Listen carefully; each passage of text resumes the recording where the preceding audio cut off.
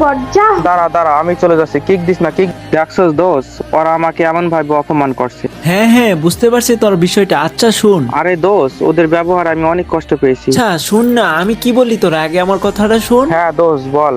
আচ্ছা দোস্ত, তোর বড় আইডিটা আছে না, ওই আইডিটা নিয়ে তাড়াতাড়ি আমার গ্রুপে আই, বাকিটা আমি তোরে বলতেছি। আচ্ছা 1 মিনিট দোষ, আমি আসতেছি।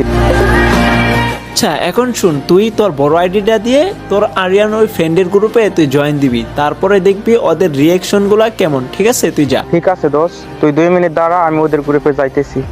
আরে ওয়াসিম ভাইয়া, বিগ ফ্যান। আপনি আমাদের গ্রুপে কিভাবে আসলেন? আরে আজব তো, ওই আমার একটা ভালো ফ্রেন্ড, ওই আমাদের গ্রুপে আসবে না তো কার গ্রুপে আসবে?